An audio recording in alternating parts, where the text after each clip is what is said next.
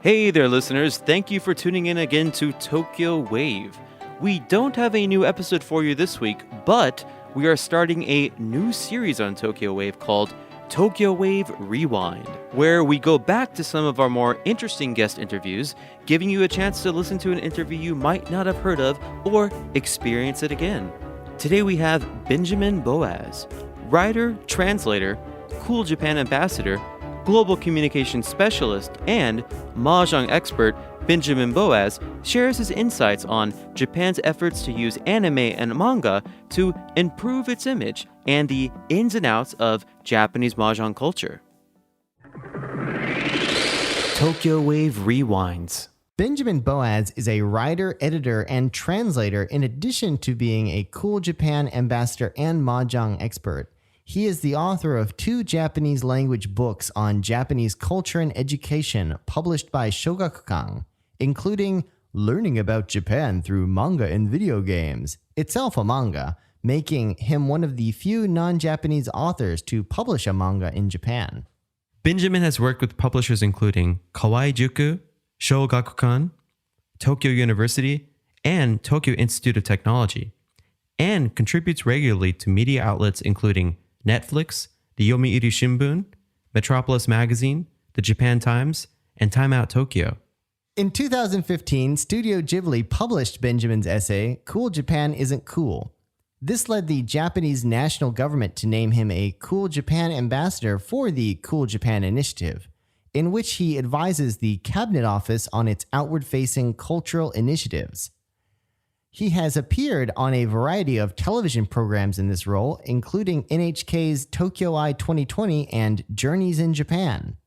Benjamin holds a second-degree black belt and instructor certification for Aikido from Yoshinkan. He also represents the United States in international competitions of mahjong and took third place in the 2007 Open European Mahjong Championship and second place in the 2008 European Riichi Championship. So, Benjamin, thank you so much for coming on Tokyo Wave today. You know, we've talked before, and you have such an incredible experience here in Japan. One of the first things we usually ask our guests is about their Japan story. You know, what originally brought you to Japan and inspired you to come here? So, you want my Japan story? Yes. Okay. So when I was 4 years old, I was first introduced to Japanese culture by a very famous Italian man. Maybe you've heard of him. His name is Mario.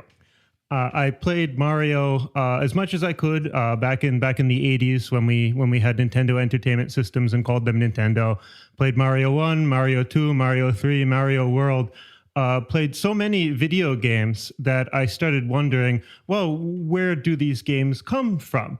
What is the place that makes all of these things that I love so much? And as I got older, I started to recognize certain tropes in the games, in additional media like manga and anime, which were slowly becoming popular in the 1990s when I was an adolescent. And the more I got into manga and anime, the more I wanted to learn about them. I got my hands on this wonderful book called Manga Manga, The World of Japanese Comics, written by Frederick Schout, which is still one of the best books on manga ever published. And I learned about manga that had never even made its way to the United States at the time. Manga about assassins, manga about baseball, manga about playing board games. And I thought it was so cool. And I wanted to learn more about it, but I also knew that there was no way that I could read it in English. Unlike the very fortunate young people of today, back in the 1990s, there was only a very limited amount of English language manga and anime available in the United States. So I did the only thing that seemed logical. I petitioned my high school principal to give me credit for a new Japanese language class. Studied as much Japanese as I could, made it here, and then about 15 years after I first came to Japan, I published my own comic book with Shogakukan about those same experiences I just detailed to you. So I came full circle. I learned about Japan through reading comics and playing video games, and then I published a comic book about learning about Japan with comic books. Okay, yeah, that's awesome. So yeah, from quite a young age. After high school, did you do some study abroad and whatnot in Japan as well? I tried to, but it seemed like my attempts were thwarted at every attempt. So I first came to Japan in 2001, actually, when I was still a high school student. My school had a special program where, in lieu of getting credit, you could put together a special independent study program. And the friend and I picked a particularly ambitious one. We wanted to go to Japan and study exam hell, the juku. In Japan that prepare Japanese students for a very intensive entrance exam, which they have to take in order to get into university. Right. So our plan was to go to Asahikawa in Hokkaido and spend a couple of months there volunteering for the cram school as English teachers. But I never actually made it that far. Before we went to Asahikawa, we were spending some time in Tokyo. And I think about 3 days in, like the nightmare Japanese situation, which never actually happens in reality and yet happened to me, happened. I ate some bad sushi, got an intestinal parasite, and I had to go home. Oh my gosh. Yeah. Or maybe it was a parasite, a particularly bad bacteria, Campylobacter. I still remember the name now. Wow. Yeah. Yeah, I mean, I think we all hear like rumors and stories of this happening, but yeah, it's quite rare. I mean, it's never happened to me since. 6 years after that, I wound up moving here, and I've never left. But I still don't really eat sushi in one particular area of Tokyo. I still got that memory. Wow. Yeah. So That's where the bacteria hide.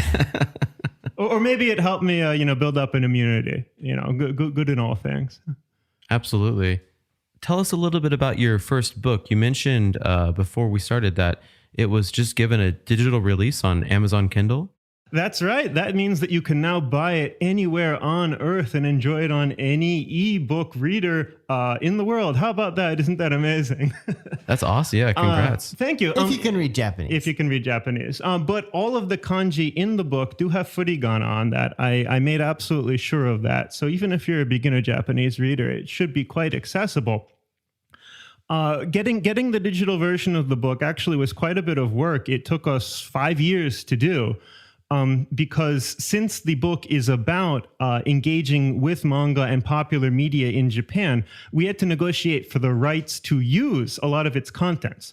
So some of the comics which I first fell in love with were Japanese comics like Ranma 1/2, Kimagure Orange Road, also video games like, embarrassingly enough, Tokimeki Memorial.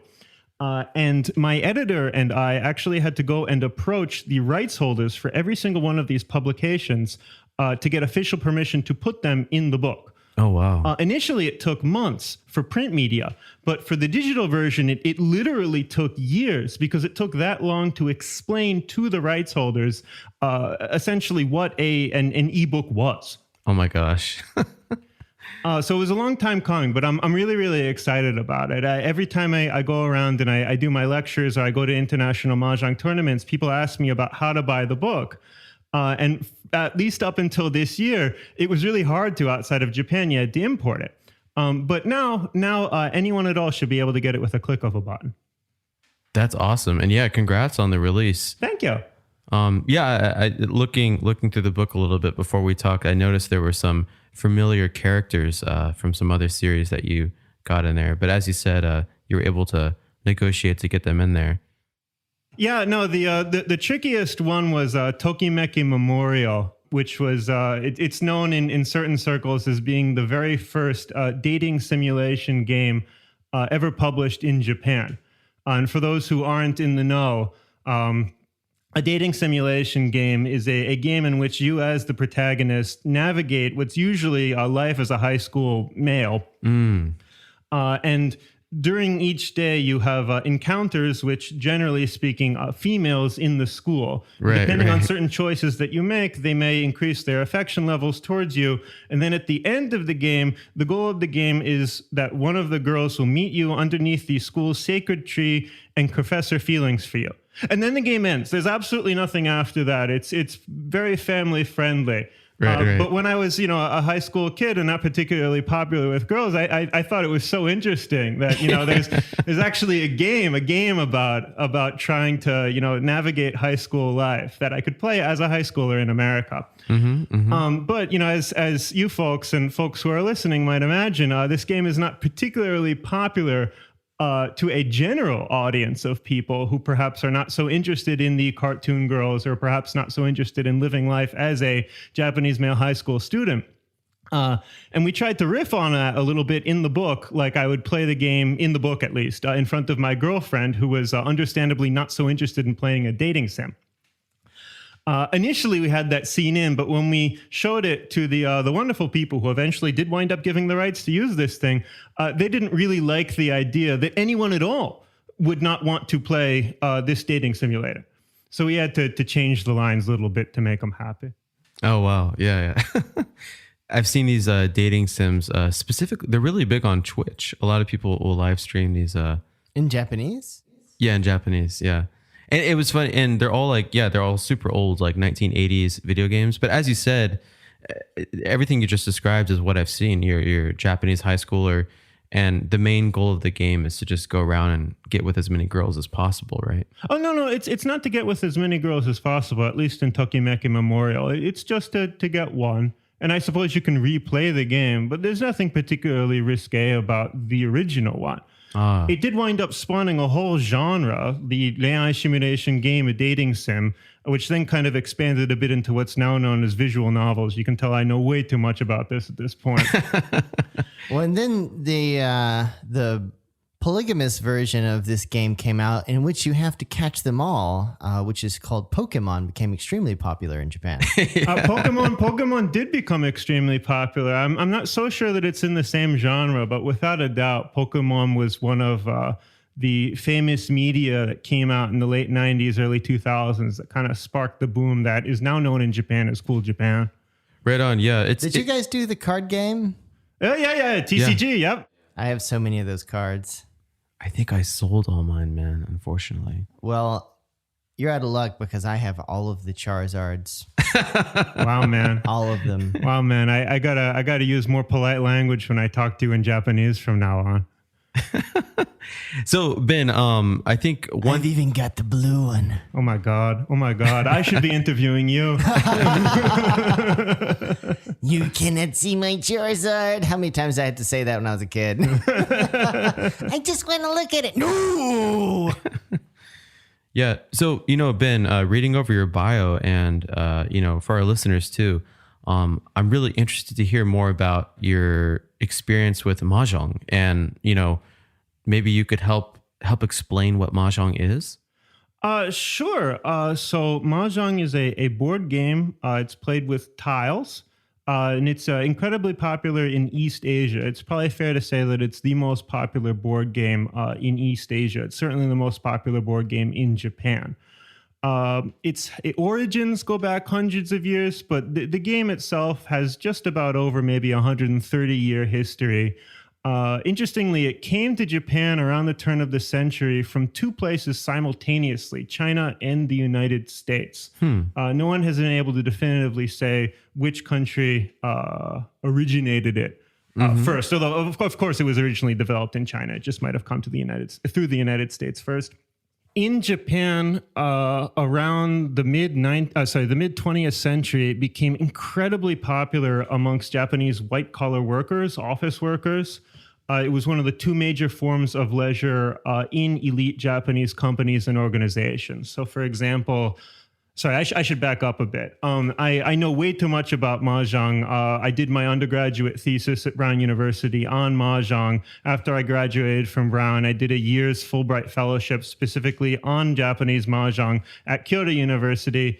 After which I think I spent, it was either 4 or 5 years at Osaka University of Commerce's Gambling Research Institute, the Institute for Amusement Industry Studies, studying mahjong. Wow. Okay. Oh my gosh. You have extensive history and experience with this then. Yeah, it was initially what got me over here. And, back when it was in my 20s, I dreamt of a lifelong career only studying mahjong and only talking about mahjong. Oh, wow. Yeah, so I'm very, very happy to be asked that question here.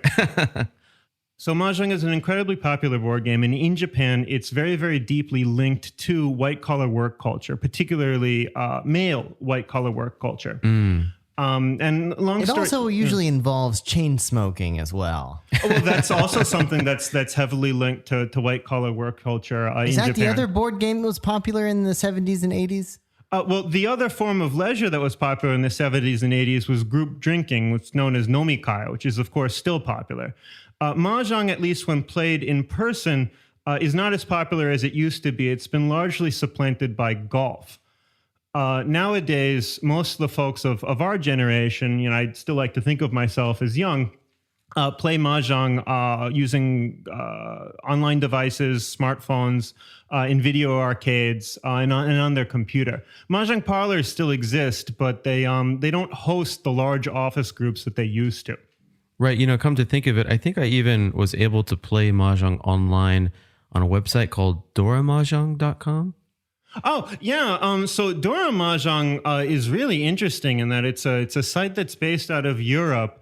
So they don't just offer free-to-play mahjong, they also offer what's known as PFM, or playing for money games online, which is incredibly interesting because they're featuring a Japanese game.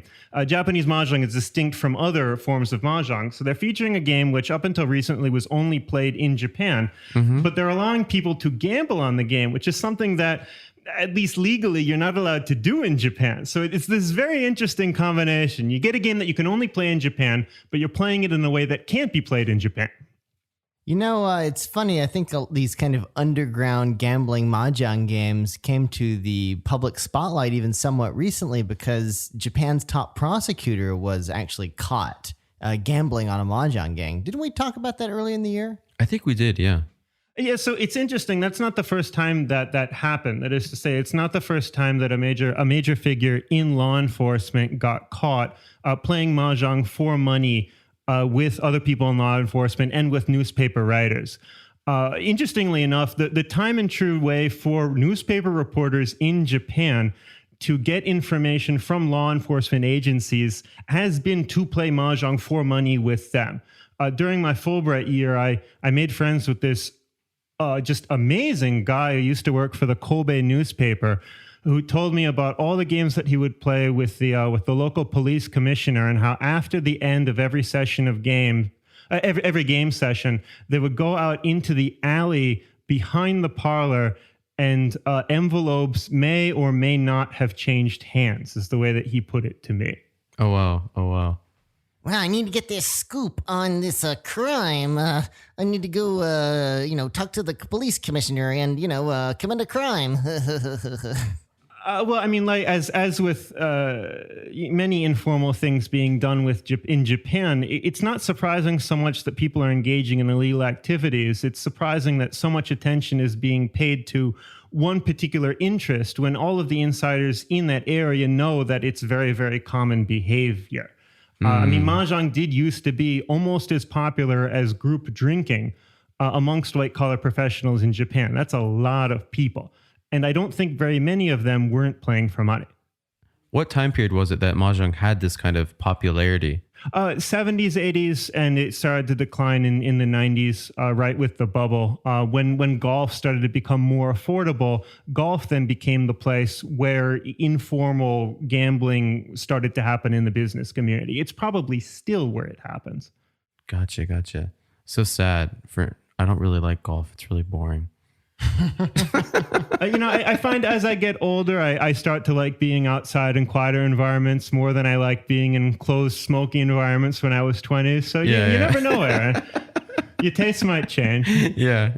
Then again, definitely during the pandemic, I could imagine fewer people want to get in, close quarters around a small table with not many windows. Yeah. I know it's absolutely true. The mahjong industry is having trouble right now with COVID because parlors don't particularly seem like the safest places to be.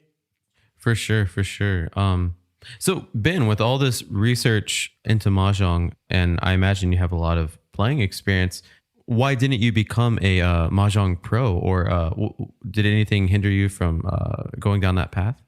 I was invited, and I was certainly interested in it. But being a researcher, I wanted to check out the reality of the ground before I made any personal commitments. And what I should say before I get into more detail is just a general thing about how mahjong is played in Japan. Even though it's generally played for money, it's not played for very much money. In a typical parlor, playing at a rate that's known as tenpin, which is 100 yen per 1,000 points. Generally speaking, every hour, the amount of money going around the table, and this is a 4-person game, is generally about $100. Right. At most, it's $200. So if you're playing a session of like 5-6 hours, that generally means that at most you're going to see a loss of, maybe $500 going from one person to another. And generally, it isn't nearly that high. Generally, the variance in the game is so strong that even if you have a very good person playing against a very weak person, just because the rates are so low, there isn't going to wind up with that much of an economic disparity at the end of the game. Oh, wow. So within the mahjong world, it's actually quite hard to make money. It's not like poker where if you win this big tournament, you can get millions of dollars. Right. In mahjong, the professionals, even though they call themselves professionals, they generally don't make money from winning at the game. They make money off of their fame. By like being a headliner for a parlor for like a particular time. It's like you have a bounty on your head, come and beat the pro sort of thing. Or by releasing instructional videos about how to play mahjong, or by being on mahjong television programs. So it's more about being a celebrity than actually getting good at the game if you want to make money. Gotcha. In fact, simply being a pro means that you're going to lose money because there's dues to be paid. Right. Ouch. Well, I just have this image in my head of like these Vegas-style high-stakes mahjong games being played in some exclusive parlor in Nishiazabu. Does such a thing even exist? Yes. It probably doesn't exist as much as it used to, and there's no official statistics on this sort of thing. But I've interviewed what are known in Japan as Ura-pro, underground players, who were able to make their living simply by playing the game with rich people who weren't as good as them. Interestingly enough, everyone who I talked to who is able to consistently make money from underground games is now a legitimate quote-unquote professional player playing only overboard games. And the reason why, they told me, is because trying to organize the games was just too stressful. Interesting. Ben, I'm curious, are there any other Westerners like yourself that are active in the Japanese mahjong scene? I'm so glad you asked me, because there are.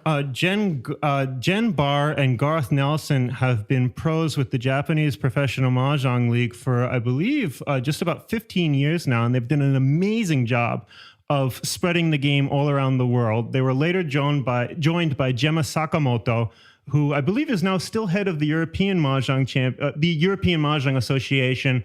And she, along with American Dave Bresnik, who may become a professional later on, have just done a phenomenal job in spreading the game amongst Westerners. The two of them have put together multiple international tournaments, which is interestingly something that Japan was never really able to do so much. Japanese mahjong leaders, folks who were actually able to make quite a lot of, will drive a lot of economic success from promoting the game, never really made a serious effort to promote Japanese mahjong, because they were aware of how, frankly, poorly the game is seen by the Japanese establishment, and they didn't want to embarrass Japan by their own thinking. Oh, wow. So the first international Mahjong championship using Japanese rules was created and hosted by non-Japanese. Oh, interesting. Interesting. One thing I kind of thought about hearing about this is there has to be some funny anecdotes that you have about Japanese mahjong culture. Is there anything you can share with us? About Japanese mahjong culture in general. So the neat thing is that, generally speaking, any organization in Japan that has regular press contact at one point had its own mahjong culture. So, for example, the Ministry of Foreign Affairs press room had its own mahjong table. Certain divisions in the Ministry of Foreign Affairs also had their table, and they would play. During Prime Minister's questions time, the bureaucrats were not allowed to go home. They had to stay there in case their minister was questioned. So the way that they would pass the time in certain departments would be to play mahjong right there in the ministry. This wound up ending in the 90s when certain things were reformed. But for a while, it was the thing that everyone had to know how to do. And the really cool thing, if you play games, is that each one of these organizations and divisions had their own spin on the rules. So an organization in Hokkaido, for example, which is the northern prefecture, would attribute a special bonus to the north wind tile, because the north means like the northern prefecture of Hokkaido. I think my favorite example of this is press organizations in JR, the Japan Railways. Their bonus tile was the two of dots, Lianpim, because the two circles on the tile look like a train carriage, or maybe it's the wheels on a train, but they remind them of a train. And so they make that the bonus tile. Right. And just for our listeners, as you said earlier, mahjong is played using these tiles, and different tiles have either numbers or the kanji for, north, east, south, and west, right? That's right. It's by and large, it's organized very similarly to how a deck of cards is organized. There's three different main suits, and then some bonus tiles in addition to that, which are not suits. All four cardinal directions, and then three what are known as colors in English. By the way, I forgot to mention one thing. There's a young kid in the Japanese Mahjong League called Daniel Moreno who's been doing some really exciting stuff. Cool. Yeah, no, it's very interesting to hear how much of a foreign impact this game has had as well. What I do know about mahjong is that the tiles obviously have Chinese characters on them. Right. And I would imagine that makes it a little bit difficult for someone who doesn't understand Japanese to play. Or is that not so the case? It can be if you're using a set that was created in Asia, where it's taken for granted that the people playing know how to read the tiles. But remember, mahjong came to Japan from China and from the US simultaneously. Mm-hmm. So it was quite popular in America around the turn of the 20th century, where the promoter at the time, J.P. Babcock, anticipated the issue that you just brought up, Parker, and made sure that for American sets, there are Arabic numerals carved into the corners, and English letters carved into the corners of tiles that otherwise would not be able to read by people who don't read Chinese characters. So basically, they've got romaji on them. That would be an accurate way of putting it, yeah. Very cool. And, I've heard too, like Hong Kong has its own rules. Like in this region, what other areas is mahjong still pretty popular in? By region, do you mean Japan? Oh, I mean East Asia. Oh, East Asia. I mean, mahjong is still popular, I believe, just about everywhere. I mean, Taiwan has its own rules. There is Korean mahjong. I think there was a Korean mahjong regional or world championship hosted about a decade ago. I believe that the game has some prominence in the Philippines and areas around there. I just don't know that much about it because I always focused on Japanese mahjong. Interestingly, China has its own official set of government rules that were promulgated in, I believe, 1998. And when the Japanese mahjong establishment first tried to host an international championship, they used the Chinese government rules because they didn't want to use Japanese rules and risk shame from Japan. But interestingly enough, even though these were official Chinese government rules, no one in reality in China actually used them because they were new and because the government was trying to implement them top down. So for a time, the Japanese mahjong establishment was the most popular consumer of these rules, which were handed down by the Chinese government. Irony. It's a constant theme in the mahjong world. Yeah. Maybe those islands are actually made out of old mahjong tiles. It could be. You'd have to go check. You're now listening to Tokyo Wave. So Ben, changing the subject a bit, but you've also written extensively for Cool Japan and also had something that Studio Ghibli published. Could you tell us a little bit about that?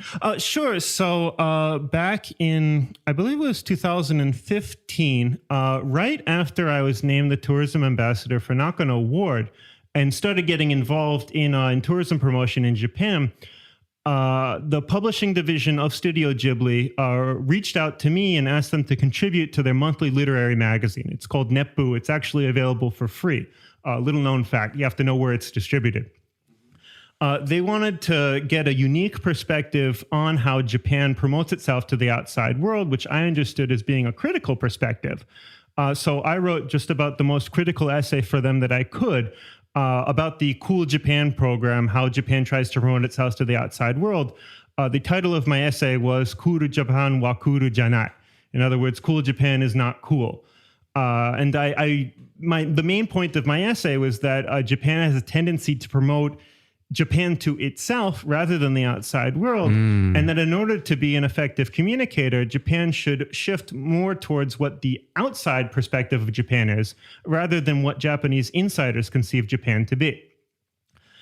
So I published this, but as I published it, I felt a little bit bad because Japan is not a country where people are often publicly critical of the government. I didn't want to speak badly of the efforts that the actual bureaucrats were making. I just wanted to say that the policy itself could be made more efficient. So I identified which departments I was in fact criticizing in the essay. And then on the day of the essay's publication, I had appointments lined up with the various government ministries. And I physically went into the government offices and said, I published this. I meant for it to be constructive criticism. If I got anything wrong, please let me know. And if you have any questions, I'm right here. And to my surprise, the bureaucrats looked at it and were like, thank you so much for writing this. We already know, but we're not allowed to say it out loud. Nice. And then following this, you were actually named a Cool Japan ambassador. How did that transition work? So about half a year after I went in, one of the very, very smart and young and open-minded bureaucrats who I talked to said, well, you know, Benjamin, the Central Cabinet Office has asked us for nominees for the ambassador program in Cool Japan itself. And we know that you're critical of the program, but if we put forward your name for recommendation, would you accept it? Oh, wow. And I didn't know what to say because for years I had been critical of this program. I'm not even a big fan of the name. I don't think it's such a good move to call yourself cool in your institution's name. Yeah. But at the same time, I think that if you're going to publicly criticize an institution, then it should be constructive criticism, and you should be responsible for saying what you think should happen. You shouldn't just say that something is bad. It's also important to say, this is what I would do. Right. So when these folks said, okay, well, now you have a platform to say what you would do, I didn't think that there was any way I could remain honest to myself and say no. So I said yes. So basically, you went to the ministry and said, you're not cool. And the ministry said back, well, you can be not cool with us. And you said, all right. I mean, Parker, that's more accurate than you might know, because occasionally on social media, like every few months or so, I will get people who find me, Google my name, find my connection between me and Cool Japan, and blame me for the Japanese government's failures. Wow. Oh my gosh. You're the uncoolest Japan ambassador ever. Oh, that's fine. I mean, I never said that I was cool. I've always thought that Japan was cool. And in all of my activities that I do for Cool Japan, I try to focus on not telling people that Japan is cool, but engaging people who already like Japan. So my lectures aren't about why Japan is cool. My lectures are, in fact, about why the Cool Japan program occasionally gets faced the wrong way, and what any fan of Japan around the world can do about it. So I give people the email addresses and how they email the Japanese government, how to reach out to like your local embassy. I mean, if anyone's going to help Japan communicate with the outside world, it's going to be not ambassadors in the sense of people who have the official title like me, but like literal ambassadors, people who are already telling their friends, hey, anime is cool. Hey, I've always liked video games. Hey, you should check out Japan. Japan already has this huge international network of fans, and I think that mainly all we have to do is tap into it. Right. Somebody call the weebs. Yeah, no, that's really cool that you've helped kind of set up those communication channels and everything, even if the government doesn't use it soon. Well, you know, with Cool Japan, I've heard countless people criticize the name, and occasionally people think, you know, it shouldn't be Cool Japan, it should be Rad Japan or something else like that. Do you have any ideas on what the Cool Japan program should be called if it were not called Cool Japan? International Promotion Department. If the goal is to promote Japan, I see no need to promote the department itself. And I think that's in fact been a fundamental misunderstanding. There's no reason to have a catchy name for the department itself. I mean, I was introduced today as an international communication consultant. I mean, what does that actually mean? No one knows. But that's fine. Because Is it cool? Probably not. Well, there you go. We'll go with your expert opinion there. And I mean, the point is to make the client look good. The point is to make the target look good. The point is not to make the consultant look good. And one of the really tricky things within this realm of Cool Japan is that you're dealing with these kind of two twin closed loops. If I could give kind of a metaphor by a researcher named Ryotaro Mihara, which is really, really apt, he calls it twin Ouroboros snakes. So an Ouroboros is a snake that eats its own tail. Okay. Like a closed feedback loop or an echo chamber, if you will. And what you deal with in Cool Japan is two twin Ouroboroses that face each other but never actually interlink. So it's like an infinity symbol, but without that cross in the middle. Right. That would explain the declining birth rate. I'll leave that for another expert. Next week on Tokyo Wave. So you have these bureaucrats and folks in the establishment who really, really want to promote Japan internationally, but because they don't have that much experience or access to voices outside of the establishment, they wind up unknowingly promoting it to themselves.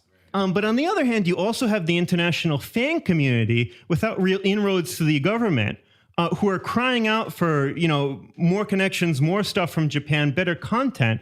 But because they can't actually reach the producers or the decision makers, they wind up, generally speaking, complaining to themselves.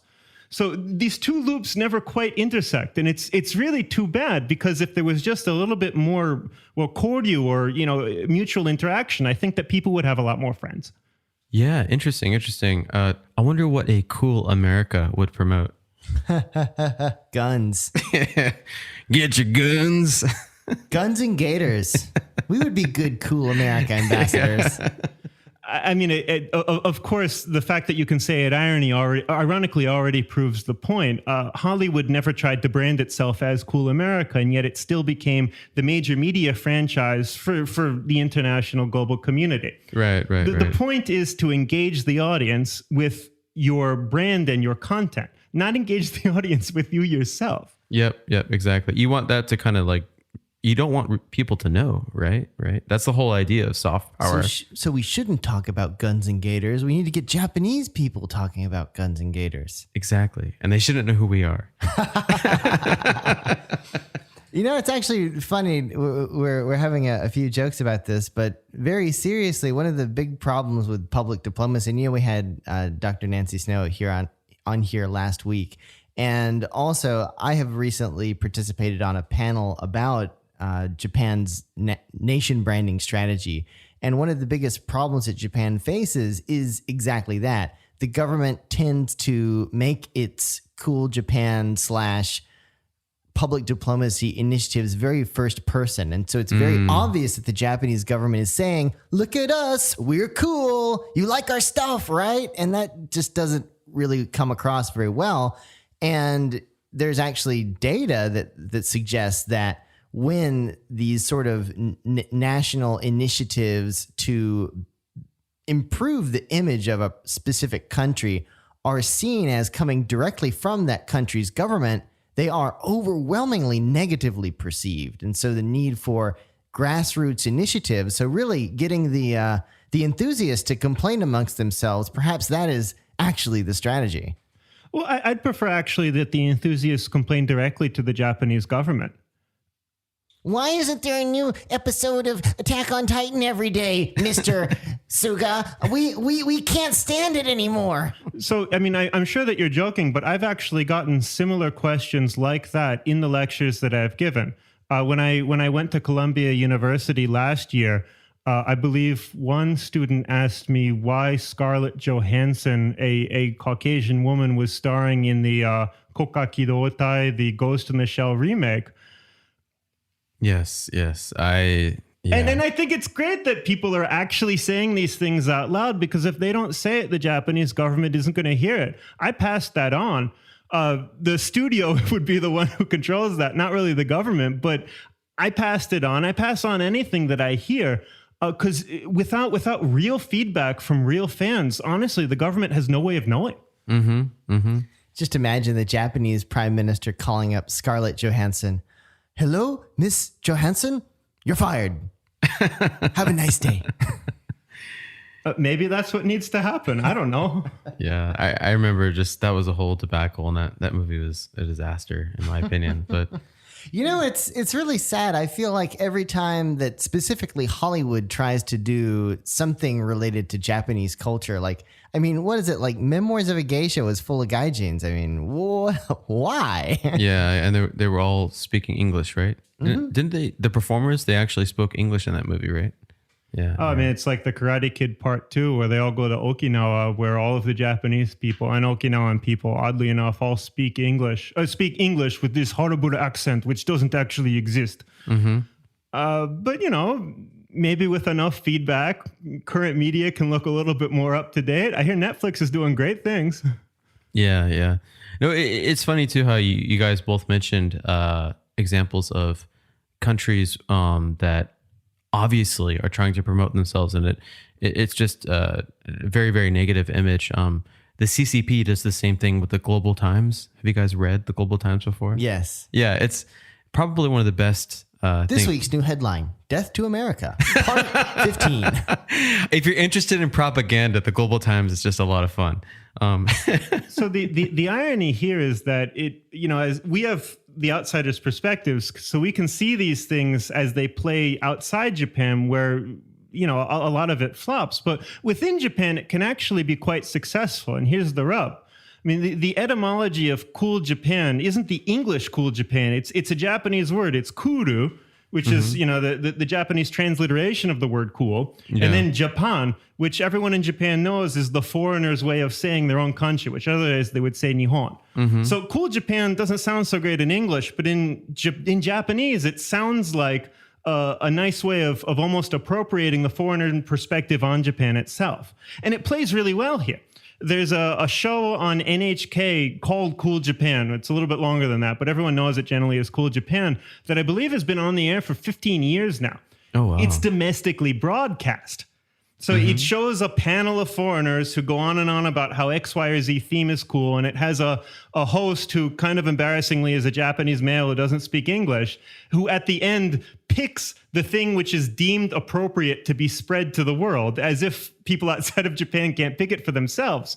But this kind of fiction plays quite well to a domestic audience. And if the government and if critics like me are going to figure out a good way to make the overall policy better, I think that we have to admit that there's two facets to Cool Japan. There's the international communication, which could probably be a lot better, but then there's domestic engagement, which frankly speaking is somewhat successful, no matter how much I might not want to admit it. The trick is in convincing the decision makers that these two are different things. Yeah. That you have to send a separate message outside than the one that you're sending inside. The problem is that they tend to assume that the message has to be consistent, and that usually doesn't wind up going very well. Right. Speaking of consistent messages, I just pulled up the Global Times, and they have a big titular article on the front page that says, Chairman Xi says, war must be fought to deter invaders. Chinese nation will never cower before threats. Yikes. And there's a picture. There are lots of red flags. Oh my gosh. Nice color that you used there. Yeah, I bet he'd appreciate the use of that color.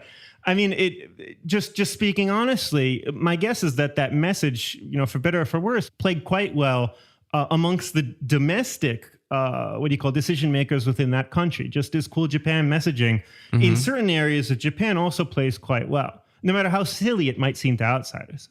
Right. No, it's interesting. It's funny. You talk about this show that's domestically broadcast. Like, have they not even thought about maybe putting it on NHK World? Is that the? So the thing is they did, and if you want, you can you can look it up on YouTube. They've translated certain episodes of Cool Japan for international consumption, for lack of a better term. The one that I showed lecture audiences is the one on Shibuya. If you want to bring it up on YouTube. And it's just not adapted for an international audience. The very beginning of it, I think it has this little refrain that says, "Did you know that Japan is really popular overseas?" in English. Wow. That's and we great. have a statue of a dog.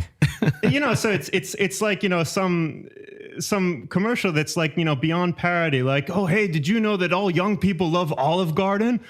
It's, Unlimited breadsticks? Awesome.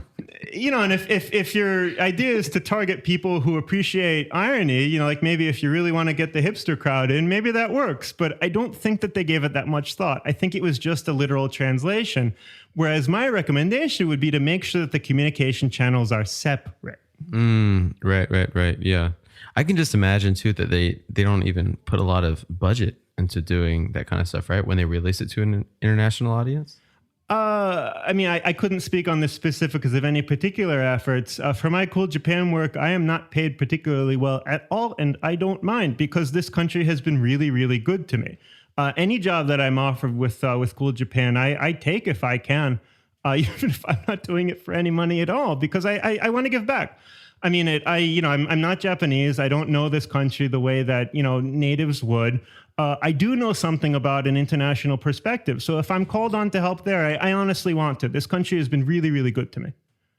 Well, a couple of days ago, outside a shady mahjong parlor, I received an envelope, and inside it, next to the $1,000,000 that I won, was word that you are currently working on a new book. Tell us about it. Oh, thank you so much for asking. So, shortly after my essay was published in Studio Ghibli's monthly magazine, an editor found it at the National Diet Library of all places and asked me to adapt it into a book. So that's what I'm doing right now, a book that focuses specifically on the Cool Japan phenomenon and how Japan has promoted itself thus far and how we can use the lessons of history to better improve Japan's attitude, not just towards international promotion, but towards the internationalization of its own population, which is something that is happening. Wow. Very cool.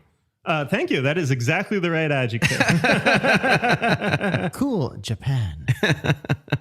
So when is this book, when do you plan on releasing it? We're looking for a date sometime in the middle of next year, hopefully right before the Olympics. Oh, cool. Thank you. You said it again. Cool again. Yeah. Cool. Being a Cool Japan ambassador, I would imagine you've gotten yourself into all sorts of interesting situations. And I want to ask again, do you have any funny episodes that you can share with us? I do.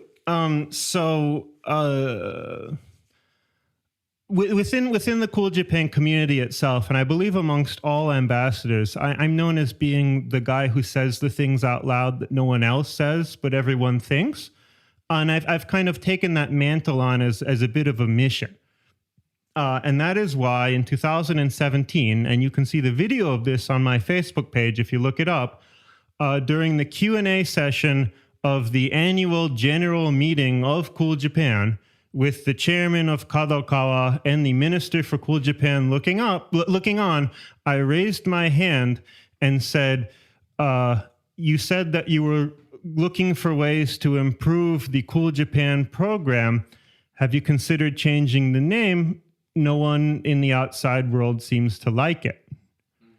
In a room, the room at this fancy, diplomatic mansion in the middle of Tokyo, got this, uncomfortable but quite palpable ripple of giggles going throughout right after I asked the question. And the person who answered it did give quite a number of effort in giving me an answer that meant absolutely nothing. Yes, we have heard similar input about the name, and we are considering measures to improve things. Oh, wow. We're considering it very seriously. But afterwards, I didn't do it in order to make a fool of the guy or to make a fool of the program. Frankly, I'm glad that the government is putting any sort of budget at all in improving Japan's international communications, and I'm happy that they're trying to promote popular culture. But what I think people could do more of is a little bit of, well, as long as I'm on a podcast, I'll just say it as real talk. Because people giggled in the room, not because what I did was a little bit unseemly, but also because they knew the point that I was making. They knew that their program, which has existed for over a decade, has not given the results that were initially expected. And during the reception afterwards, multiple people came up to me and said, well, what's your idea for making things better? And I don't think they would have come up to me asking those questions if I hadn't made that comment. And I don't think that anyone else would have made that comment if I hadn't. So that's kind of my role within Cool Japan right now, is being almost I don't know the right way to say it, but being the guy who tries to say what everyone else isn't saying. Right. No, good on you for bringing that Canary up. in the coal mine. I do recommend that people look at the video itself. It's on my Facebook thing. We had to take it with vertical video because we couldn't really telegraph it, but we got the video. Wow. Like I said, good on you for bringing that up, and it's just really cool to hear all the different things that you're involved with. You said the adjective again. Thank you. Yes, of course. Yeah, it's probably my favorite adjective. Me too. Yeah. But seriously, have you put any serious thought towards an alternative name? The International Promotion No, Department. not for the department, but for the initiative. The Public-facing name. Well, I honestly don't think that there needs to be one. But if this question presupposes the need for some sort of a substitute for name, I would go with Your Japan. Your Japan. Because I think that the focus needs to be on the external perspective. It's not about my Japan. It's not about the Japan that I want to show to you. It's the Japan that you're already interested in. And the only reason that you're talking to me is because you want help coming here. You want help figuring out how to go to that place that you're already interested in. I mean, most of the folks who come to Japan that are known as this inbound boom, this increase in international tourism that we've seen for the past 10 years, 2020 accepted, is for people who aren't coming here because of the Cool Japan program, or even because necessarily of anything Japan has done recently. It's because they're coming because they were always interested in Japan, and circumstances in their own country have made it possible for them to come. But they don't want to come where the government's telling them to come. They want to come where they want to go. They want to go where they want to go. Exactly. It's like Inception, right? You want them to, the ideation, you want it to happen autonomously. That's exactly right. Yeah, you don't want to be honest with you guys, if we're talking about soft power, and in recent times, I think the country that's been most successful is Korea. Because I don't know if there's any bureaucratic Korean governmental organization that, I don't know the name of them, who's helping fund K-pop and everything. All I know is that they put a lot of Koreans over to extremely good music schools in the US, like Juilliard and Berkeley, and they came back, and then SM Entertainment and a bunch of other incredible like pop writing geniuses came out. And yeah, just, K-pop, Korean culture is kind of taking over. And then you've got like these like people, like the way we came to Japan, like people that are, 18, 20 right now, they're going to Korea for the same reason that maybe we came to Japan, because we were, brought up in like lots of Japanese media and culture, right? Oh, Aaron, I think I found it. Here's the name for the Korean equivalent to the Cool Japan Initiative. What is it? BTS. Yeah, exactly. Right. I mean, that's it's a joke, but it makes more sense. I mean, I don't think it's so much of a joke if you're just talking about their success internationally. I mean, they're known is almost a household name amongst young Americans, whereas the Cool Japan program is not. Yeah. So without a doubt, Korea has been I don't think they sell many Cool Japan singles. But the thing is I think that Korea has been successful at a lot of things that the Japanese establishment, for lack of a better term, has not been able to do, which is effectively engaging with roots that actually go directly to international fans and not trying to collapse a domestic perspective on top of that. So the first Korean hit, which at least is, as far as I know, was incredibly popular worldwide, was Gangnam Style by Psy, who is educated in the United States. So there's thing number one. Thing number two is that Gangnam Style totally parodies Korea. Like it's a parodic song. It's ironic. He's making fun of the upper class neighborhood, and yet it was still promoted worldwide. Now, I don't think that you would see Japan doing that. Famously, the first form of Japanese culture that became incredibly famous worldwide is arguably woodblock prints like hokusais, and the Japanese government never proactively promoted that, because they considered it to be their own trash culture. It was the same thing with manga 100 years later. But most of Japanese popular culture has succeeded abroad, not because it had the support of the Japanese government, and often it succeeded in spite of the Japanese establishment's efforts to stop it from spreading. I mean, anime is popular in America mainly because it was promoted through underground and illegal channels for a few decades. Absolutely. Yeah. People trying to download it, right, illegally. And I mean, that was all the craze. I mean, I'm 36. I think anyone who is super into Japanese popular culture and is my age probably viewed at least one, anime or manga that didn't exactly get into their hands through government-approved channels. It's just how it happened back then. Oh, for sure, for sure. Not to say that it is how it should happen going forward. I mean, there's enough official channels now that I don't think folks need to pirate anything to consume it. But back in the day, there was no other way to get your hands on the stuff. Yeah, I think Japanese media was kind of a staple of underground internet culture in general. So, yeah. And look, that's something that Korea's never had. So even though perhaps in the short term or in limited areas, the Korean, again, I'll use the word establishment here, has been quite successful, I still think that there's so much room for Japan to improve. I think that Japan already has so much of a larger base of fans who could be engaged even more. I mean, anyone, I think almost anyone on the globe who has heard of Japan is at the very least interested in consuming its culture or its popular culture, even folks who don't like Japan. I mean, the Pew Research Center did a survey, I think it was 5 or 6 years ago, right when the inbound tourism boom was starting, surveyed all these countries asking their populace what they thought of Japan. And South Korea and Chinese people overwhelmingly said that they have a negative image of Japan, like 60-70% of each country. And they make up the majority of the tourists coming here.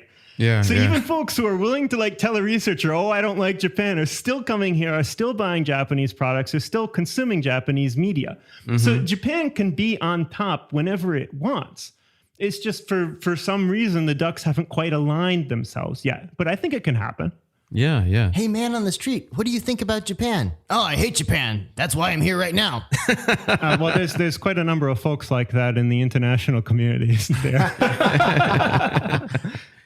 I mean, I got my criticisms of this country, but I'm sure as heck glad that I'm here right now. They're having tea in Azerbaijan right now, complaining about the rain because only Japan has rain. It always rains in Japan. And 4 seasons. Here, I'll count them off for you. Autumn, winter, spring, summer, rainy season. There are the 4 unique Japanese seasons right there. Don't find them in any other country. Also, Japan is the only island in the world. No, I think our listeners who have been in Japan for a while will get that. But oh yeah, sorry. So for more, these are typical stereotypes that are told almost in the same way as Cool Japan is by Japanese people to the same Japanese people to kind of reinforce stereotypes and echo chambers. In Japanese parlance, it's common to say that only Japan has 4 seasons or that Japan is a rare example of a shimaguni, an island nation. And these folks aren't actually intending to literally mean that. What they're trying to say is that Japan's appreciation and reverence for the 4 seasons takes form in unique cultural ways, and that Japan's unique development has been greatly supported by its status as an island nation. No one actually literally means that, unlike Taiwan and Great Britain and Argentina and countless other islands, Japan is the only island on Earth. But if you literally take their words, it does sound like that. Yeah, yeah. But Japan is the only island on Earth. That's exactly right, Bucho. Let me pour you some more beer. All right. Well, on that bombshell, I think that's all the time we have today. But before we wrap up, Ben, is there anything that you would like to share with our listeners? Thank you so much for listening to me prattle on. If you're interested in the Kindle version of my book, it's available on Amazon. Please buy my next book when it comes out. Cool. Sounds cool. Sounds cool. No, but thank you so much, Ben. Really, you have such incredible experience. We'd love to have you on the show again. Thanks. I'd love to come back. Thanks for having me. Hey, listeners, that's right. You listener right there. Who do you think should be our next guest on Tokyo Wave? Let us know. Drop us a line at wave@tokyowave.jp. We hope you enjoyed Tokyo Wave. If you haven't already, you can subscribe to our podcast on Apple Podcasts, Spotify, SoundCloud, and YouTube. Join us again next week on Tokyo Wave.